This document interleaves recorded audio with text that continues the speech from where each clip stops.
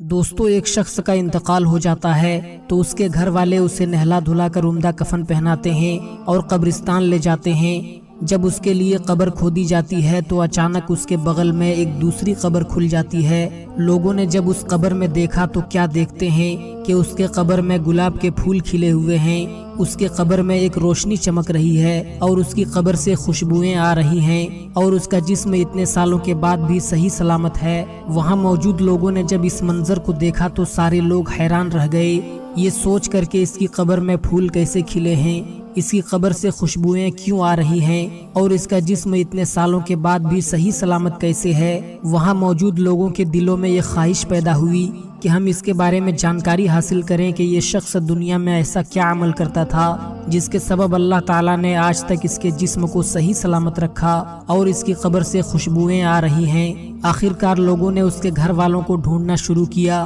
تاکہ اس کے بارے میں جانکاری حاصل کر سکیں، تو لوگوں نے اس کے گھر والوں کو چاروں طرف ڈھونڈا۔ آخرکار اس کی بیوی ملی جو بالکل بوڑھی ہو چکی تھی، تو لوگوں نے ان سے کہا کہ ہم نے آپ کے شوہر کی قبر کو دیکھا ہے، ان کے قبر سے خوشبوئیں آتی ہیں اور ان کے قبر میں گلاب کے پھول کھلے ہوئے ہیں اور آج تک ان کا جسم صحیح سلامت ہے۔ آخر آپ کے شوہر دنیا میں کیا عمل کرتے تھے؟ تو بوڑھی عورت نے کہا کہ ان کے عمل کے بارے میں تو مجھے نہیں معلوم، لیکن ایک عمل کے بارے میں مجھے معلوم ہے۔ میرے شوہر جب بھی فجر کی نماز پڑھنے جاتے تو فجر کی نماز پڑھنے کے بعد لوگ مسجد میں قرآن کی تلاوت کرتے،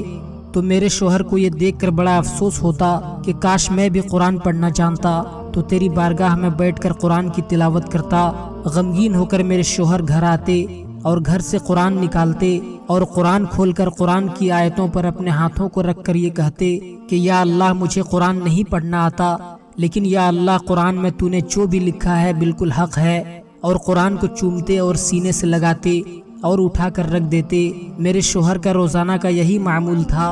یہ قرآن کی برکت ہے کہ اللہ تعالیٰ نے ان کے جسم کو صحیح سلامت رکھا اور ان کی قبر سے آج بھی خوشبوئیں آتی ہیں۔